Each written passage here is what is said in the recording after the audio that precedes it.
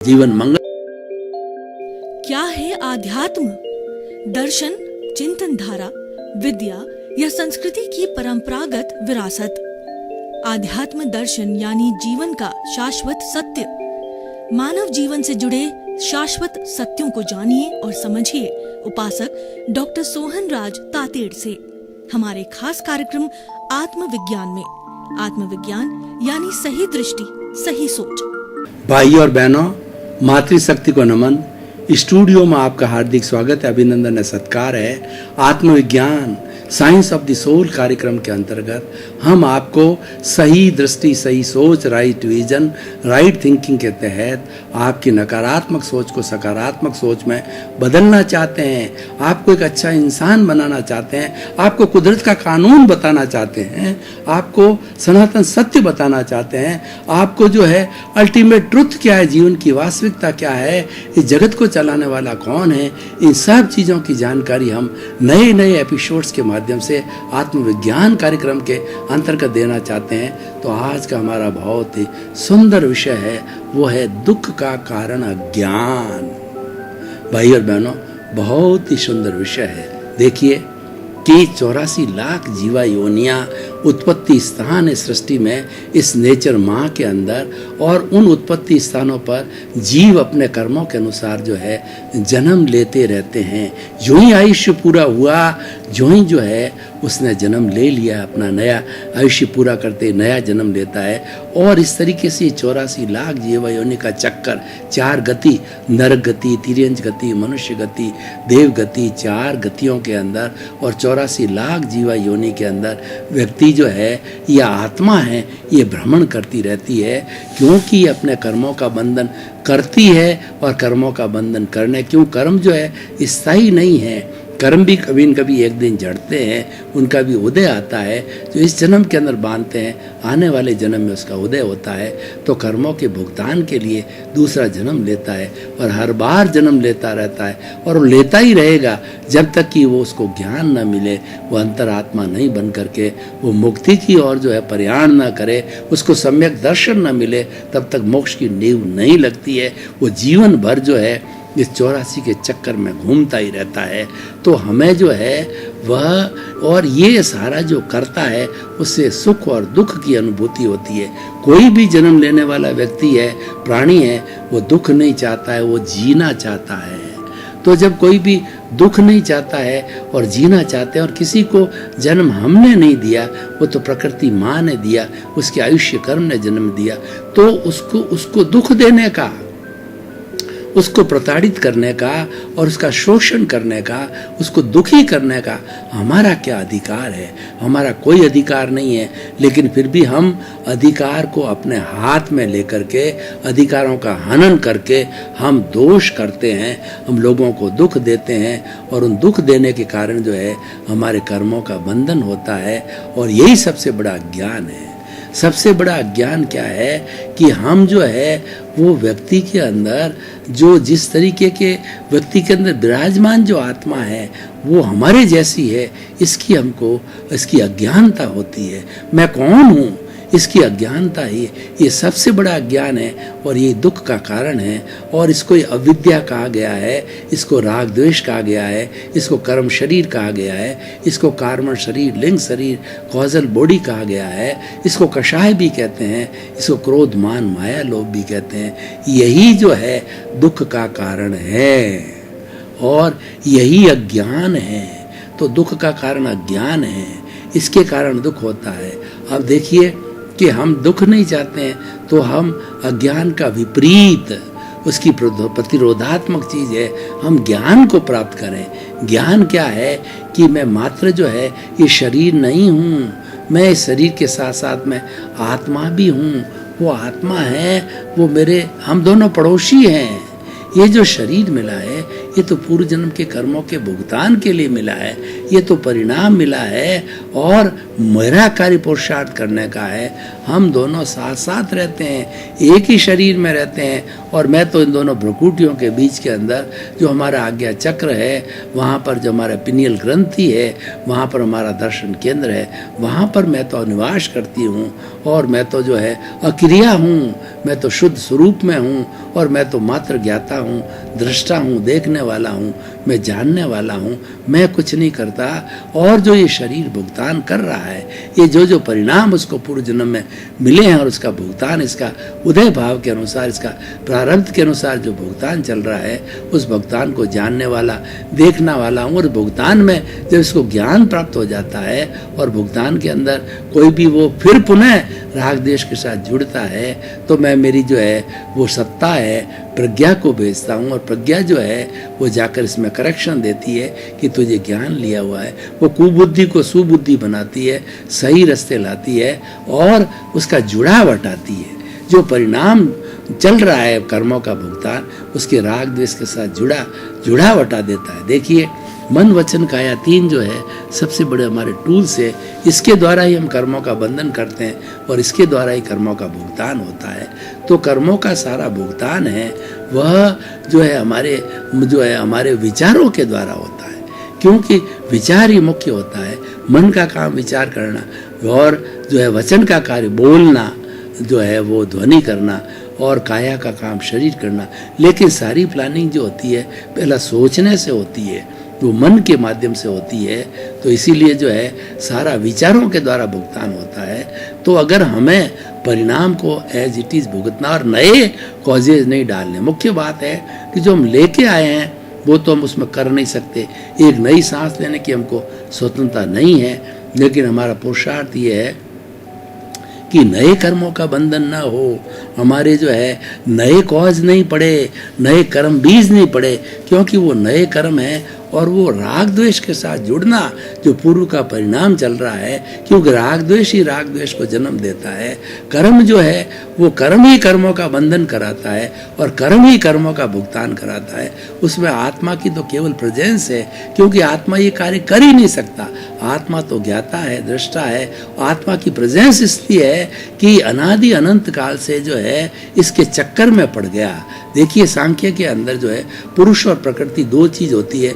तो पुरुष तो क्या है कि ज्ञानात्मक शक्ति है और एक गुणों का पुंज है, और लेकिन उसके ऊपर जो है जो प्रकृति की छाया पड़ जाती है, माया की, प्रकृति माया है। जब उसकी छाया पड़ती है तो उससे जो है वो प्रलोभन हो जाता है, उसको लुब्ध हो जाता है। लुब्ध होने काल में बंधन में पड़ जाता है और जब वो वापस छूटता है तो छूटने के बाद में प्रकृति अलग हो जाती है और पुरुष अलग हो जाता है। तो ये प्रकृति हमारी, ये शरीर है, ये कर्मों का भुगतान प्रकृति है। ये जो कर्म हम जीवन भर भुगतते हैं ये परिणाम है, ये प्रकृति है, इसका कार्य अलग है। और पुरुषार्थ का कार्य है वो पुरुष का, यानी जो भीतर आत्मा बैठी है उसका है, क्योंकि वो कुछ कर ही नहीं सकती। आत्मा कोई तरह का न तो भुगतान करती है, न करवाती है, न कोई उसके पास में सिस्टम है। वो तो उसके पास एक ही सिस्टम है, जानने का और देखने का सिस्टम है उसके पास में, ज्ञाता दृष्टा भाव है। तो भाई और बहनों, जो दुख का कारण ये सारा ज्ञान है, दुख का कारण ये राग द्वेष है। हम ये प्रयत्न करें कि हमारे किसी भी कार्यकलाप के अंदर राग द्वेष ना हो। देखिए, हम पिछले जन्म से जो लेके आए हैं वो राग द्वेष तो झड़ता रहेगा। राग द्वेष जो है दो तरह का होता है, तो चार्ज राग द्वेष और एक डिस्चार्ज राग द्वेष। अगर व्यक्ति जीवात्मा है तो वह वापस चार्ज करता रहेगा, उसके पास ज्ञान नहीं है, जीवात्मा अज्ञानी है। इस अज्ञान के कारण जो है पुनः वो कर्मों का बंधन करता रहेगा, पुनः जो है मन वचन काया की जो है बैटरियां चार्ज होती रहेगी, इसलिए वो चार्ज अहंकार है। लेकिन ज्ञान लेने के बाद के अंदर वो डिस्चार्ज अहंकार हो जाता है, क्योंकि बैटरियां हटा दी जाती है और पूरे जन्म जन्मांतर वो बैटरियां बर्फ की सीला की तरह पिघलते रखकर जब जीरो हो जाती है। आपने देखा होगा कि जब आपका मोबाइल है तो उसमें चार्जिंग होती थी 1% से बढ़ते बढ़ते 10%, 20%, 30%, 100% तक हो जाता है। तो ये बैटरी चार्ज हो जाती है जीवात्मा होता है, उसके मन वचन काया की बैटरी अहंकार से चार्ज हो जाती है, तो वो चार्ज अहंकार कहलाता है। लेकिन ज्ञान के बाद में चार्ज अहंकार समाप्त हो जाता है, बैटरियाँ हटा दी गई है। वो सिर्फ डिस्चार्ज बैटरी है, हटाने का मतलब चार्जिंग पॉइंट से हटा दी है, प्लग से हटा दिया गया है, तो वो डिस्चार्ज का है। वो कुछ ही भवों के अंदर मन वचन काया का जितना डिस्चार्ज है वो डिस्चार्ज होता रहेगा, और होते होते जिस दिन शून्य हो जाएगा तो उस दिन जो है ये कार्बन शरीर शून्य, तो आत्मा भी जो सिद्ध बुद्ध मुक्त हो जाएगी। ये शरीर नहीं मिलेगा, ये शरीर मिलता है वो कार्बन शरीर के कारण मिलता है। यानी दुनिया की जो व्यवहार जगत पूरा है वो कार्बन शरीर से मिलता है, वो परिणाम से मिलता है, वो पूर्व जन्म में जैसे कॉजेज डालें उसके अनुरूप मिलता है। तो सबसे बड़ा दुख का सबसे बड़ा कारण क्या? अज्ञान है। अगर हम दुखी होना चाहते हैं, सुखी होना चाहते हैं, तो आप अज्ञान से ज्ञान के पलड़े में आइए। आप किसी ज्ञानी पुरुष को ढूंढिए, और उस ज्ञानी पुरुष क्या करता है कि वो चीरा फाड़ा करता, 5 आज्ञाएं देता है। अब देखिए 5 आज्ञा का विवेचन, अगर अज्ञान को दूर करना है, दुख को हटाना है, सुख की प्राप्ति करना है, तो 5 आज्ञा का जो है विवेचन बहुत ही जरूरी है। 5 आज्ञा ही भगवान राम है, 5 आज्ञा भगवान कृष्ण है, और 5 आज्ञा ही सिमंदर स्वामी है, 5 आज्ञा ही दादा भगवान है, 5 आज्ञा अक्रम विज्ञान है, 5 आज्ञा ही वीतराग विज्ञान है, और 5 आज्ञा ही हमारा मोक्ष विज्ञान है। वो हमें समझना बहुत ज़रूरी है। पहली जो है वो है हमारा मतलब relative view point. Relative view point से मैं सोहन राज हूँ। इसका मतलब क्या हो गया कि ये हमारा मन वचन काया रूपी जो है, ये जो पुतला है ये सोहन राज के नाम का है, और 84 लाख जीवायुनि प्राणियों के भीतर जो है, सब प्राणियों को जो मैं नामधारी देहधारी पैकिंग रूप में जानता हूँ और देखता हूँ, सारे रिलेटिव है, सारे हार्ड मास के पुतले हैं और सारे खोखे हैं, उनको खोखे रूप में देखता हूँ। खोखे रूप में देखने का अर्थ क्या हो गया? मान लीजिए कोई अप्सरा रूप में सुंदरी मेरे सामने प्रस्तुत हो गई, तो मैं तो ये समझूंगा ये रिलेटिव है, ये हार्ड मास का पुतला है। ये जो नामधारी देहधारी पैकिंग है, इसका पैकिंग अगर खोलो तो भीतर इतनी बदबू आएगी कि आप वहाँ खड़े नहीं रह सकते। दुनिया में सबसे ज़्यादा बदबू है हमारे शरीर के भीतर है, तो उस अप्सरा के भीतर में भी वही बदबू है। तो मैं उसको सिर्फ खोखे के रूप में, नामधारी के रूप में देखूंगा, लुब्ध नहीं होऊंगा उसके प्रति, मोहित नहीं होऊंगा चमड़ी को देख करके। रिलेटिव है। और रियल क्या है कि रियल का मतलब मैं कौन हूँ, अपने स्वरूप की प्राप्ति करना। तो हम चिंतन करेंगे, और जो है रियल व्यू पॉइंट से जो है मैं शुद्ध आत्मा हूँ। वो शुद्ध आत्मा कैसा कि 84 लाख जीवायोनि प्राणियों के भीतर विराजमान शुद्ध आत्मा भगवान को निर्दोष दृष्टि से दर्शन कर उनको नमन करता हूँ। सारे प्राणियों को, 84 लाख प्राणियों को निर्दोष मानो, उनका कोई दोष नहीं है, क्योंकि दोष तो मैंने किए हैं। तो जब कभी भी वो आएगा, व्यवस्थित शक्ति उसको भेजेगी, तो निमित्त बन के आएगा, तो उसको सबको निर्दोष समझना। और पूरी प्रकृति निर्दोष है, 84 लाख जीवायोनियाँ प्राणी मेरे लिए निर्दोष है, मेरी आत्मा निर्दोष है, दोष मेरे कर्म शरीर में है, मेरे दोषों में जो मैंने इकट्ठे किए हैं। तो ये रियल व्यू पॉइंट। और तीसरा जो है कर्ता व्यवस्थित शक्ति है, बहुत ज़रूरी है। दादा भगवान को व्यवस्थित शक्ति समझने के लिए 10 लाख साल वर्ष लग गए थे। वो भगवान ऋषभ के पुत्र थे, तो भगवान इसकी ये अक्रम विज्ञान चालू कैसे हुआ कि भगवान ऋषभ के 100 पुत्र थे, 99 पुत्रों ने बाहुबली सहित ने जो है दीक्षा ले ली, और भरत चक्रवर्ती था सबसे बड़ा भाई था, वो राजकाज चला रहा था और वह चक्रवर्ती था। तो वो भगवान के सामने हाजिर हुआ कि पिताश्री आपने 99 भाइयों को तो मुक्ति का रास्ता बता दिया है और उनको साधु बना दिया है, मेरी मुक्ति कैसे होगी? पिताश्री ने उसको आशीर्वाद दिया, ऋषभ भगवान है, तुम्हें चिंता करने की जरूरत नहीं है, मैं तुम्हें अक्रम विज्ञान देता हूँ। ये अक्रम विज्ञान है, फ्लाइट है, और ये अक्रम विज्ञान लिफ्ट है, ये अक्रम विज्ञान हाई जंप है, ये अक्रम विज्ञान जो है छलांग है। तुम ये छलांग लगा करके उनकी तरह तुम भी सीधे इसी भाव के अंदर मुक्ति की ओर जाओगे। उन्होंने फिर जो है अनाशक्ति की साधना की, अपने शीर्ष महल में मुक्ति को प्राप्त हुआ। तो ये उनको अक्रम विज्ञान दिया, और अक्रम विज्ञान का जो है वो 10 लाख वर्ष आज तक दादा भगवान उनके साथ में थे। अक्रम विज्ञान को समझते रहे कि ये कर्ता व्यवस्थित शक्ति कैसे संसार को चलाने वाला कौन है, जगत का नियंता कौन है, वो सोचते रहे तो फिर उनका जो है वो उनका 50 वर्ष की उम्र के अंदर उनका 1908 में जन्म हुआ था। 1958 के अंदर सूरत के तीसरे प्लेटफॉर्म पर जो है वो जो मूल जी भाई जो है अंबालाल मूल जी भाई पटेल जो भादरण के थे, और उनको उस वक्त में ये ज्ञान प्रकट हुआ, एक केवल ज्ञान के स्वरूप ज्ञान हुआ, और वो सारा इतने वर्ष की जो है अक्रम विज्ञान की तपस्या प्रकट हुआ। तो उनको जो है ज्ञान प्रकट होते ही जो है उनको मालूम पड़ गया कि कर्ता तो व्यवस्थित शक्ति, संसार को चलाने वाली शक्ति व्यवस्थित शक्ति है, और वो व्यवस्थित शक्ति ही हर प्राणी के कर्मानुसार जो है संजोग जुटाती है, वो संजोग भेजती है और निमित्त भेजती है। तो मनुष्य भी एक उन निमित्तों में से एक निमित्त है। तो तीसरी आज्ञा है अपने आप को निमित्त समझना, अपने आप को एक संजोग समझना, अपने आप को कर्ता नहीं समझना, क्योंकि कर्ता तो व्यवस्थित शक्ति है। मैं कर्ता हो ही नहीं सकता, कर्ता बनने की मेरी कोई योग्यता नहीं है, तो कर्ता अपने आप को समझना ही नहीं है। ये तीसरी आज्ञा। चौथी आज्ञा फाइलों का संभावपूर्ण निपटारा करना। या फाइल का आती है ये शरीर, 1 नंबर फाइल, सबसे पास में साथ में रहने वाली नज़दीकी व्यक्ति के लिए होती पत्नी, फाइल नंबर 2, बेटा होता फाइल नंबर 3, बेटे की बहू फाइल नंबर 4, पोता फाइल नंबर 5, दूध वाला 6 और मुनीम 7। ये सब फाइल है, हर व्यक्ति फाइल होता है। तो फाइलों का संभावपूर्ण निपटारा करने का अर्थ ये होता है, अगर फाइल हमको कोई दुख देने आवे, जैसे कि हम घर में रहते हैं, हम मेंबर होते हैं, तो सारे मेंबर बड़ी बड़ी पार्टियां हैं जो हमारे नज़दीक के अंदर लंबे समय तक रहती है। ये पार्टी अपना हिसाब करने आई है, हिसाब चुकाने आई है। कोई सुख देने आया है, कोई दुख देने आया है, कोई आपको दुखी करेगा, आपका पैसा हड़प जाएगा, आपकी सेवा नहीं करेगा, बेटे रूप में आपको पुलिस के हवाले कर देगा, आपको वृद्धाश्रम में भी डाल सकता है, आपको रोड में फेंक भी सकता है, आपको घर से बाहर भी निकाल सकता है, आपको कुंभ के मेले में भी छोड़ के आ सकता है। ऐसे भी संतान बहुत है आजकल, सब कुछ हो रहा है। तो ये किस कारण होता है? ये होता है हमारे जो है वो पूर्व जन्म के कर्मों का भुगतान है। तो उस समय के अंदर हमें संभाव रखना चाहिए।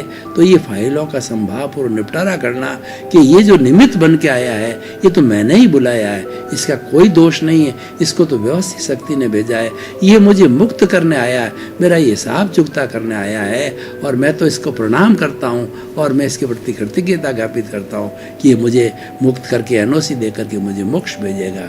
तो इस तरीके से चौथी आज्ञा के अंदर 5 व्यवहार जगत के सूत्र है, बहुत ही सुंदर सूत्र दादा ने दिए। अक्रम विज्ञान में उनका भी पालन करना चाहिए। एक ये बहुत बड़ी एक लाइफ स्टाइल है, जीवन जीने की पद्धति है। रोज हमें जो है वो ये ज्ञान विधि करनी चाहिए। ज्ञान विधि 5 आज्ञाई ज्ञान विधि है, उसी का विस्तार प्रतिदिन किया जाना चाहिए। तो जो 205 जो है वो व्यवहार जगत के क्या क्या सूत्र है। पहला, जगत निर्दोष सब मेरा दोष। इस दुनिया के अंदर सारी दुनिया जो है निर्दोष है, सृष्टि निर्दोष है, 84 लाख जीवाएं निर्दोष है, मेरी आत्मा निर्दोष है। दोष मेरे कर्मों का है, दोष मेरे कार्बन शरीर का है जो भीतर विराजमान है जन्म जन्मांतर का। कर्म शरीर, लिंग शरीर और 8 कर्म, ज्ञानावणी, दर्शनावणी, वेदनीय, मोहनी, आयुष्य, नाम, गोत्र, अंतराय कर्मों का पुण्य पाप का ये चिट्ठा है। वही करने वाला है, वही भुगताने वाला है और उसके अनुरूप होता है। तो जो है ये जो है दोष इसका है और किसी का दोष नहीं। इस दोष को हमें धोना है। तो इसीलिए पहला हो गया जगत निर्दोष सब मेरा दोष। दूसरा, टकराव टालिए।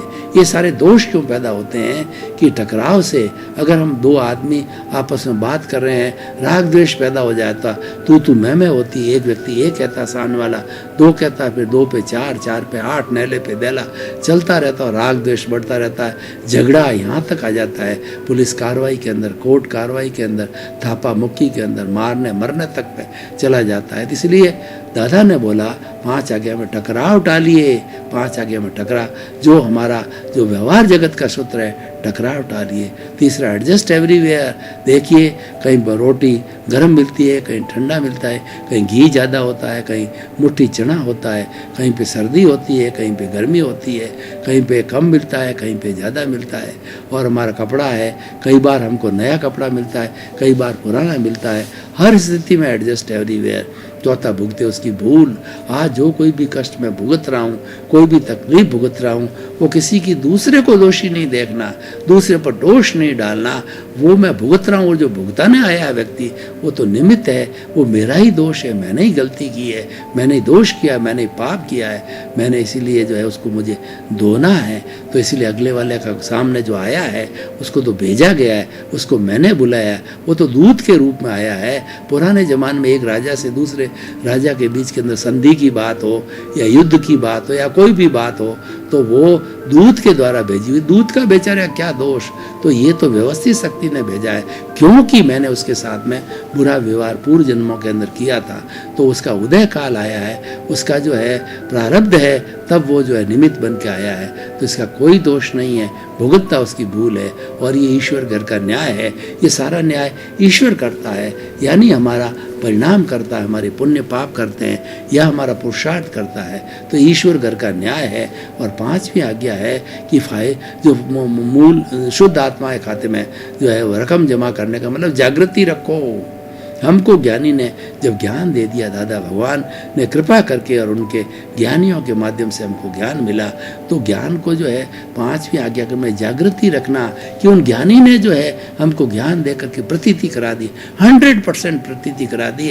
रात को 12 बजे भी उठाता है तो आप समझोगे कि मैं तो ज्ञाता हूँ, मैं तो दृष्टा हूँ, मैं अलग हूँ, शरीर अलग है, ये शरीर करने वाला है, ये शरीर जो है इसको कराने वाला कषाय है, करने वाला शरीर है, ये भुगतने वाला शरीर, ये तो करने वाला है।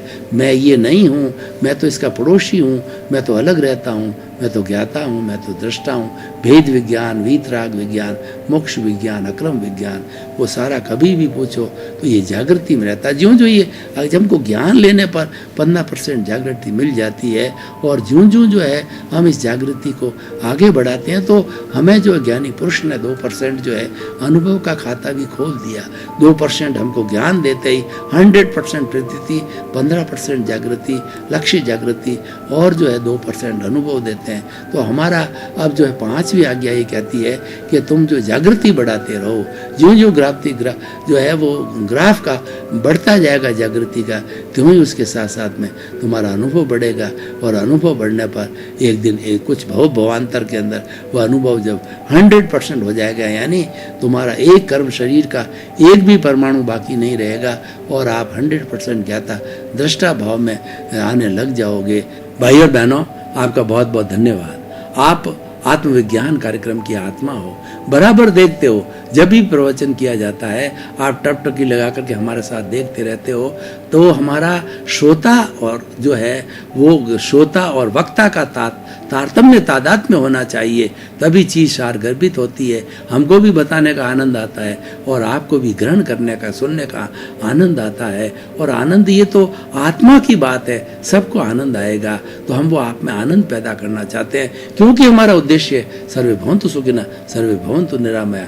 इस क्रम में आपका जीवन आनंदमय हो, मंगलमय हो, सुखमय हो, धर्ममय हो, और आप खूब जो है अपना साक्षात करके और जो है वह अपने समाज के अंदर परोपकार करें आपके प्रति।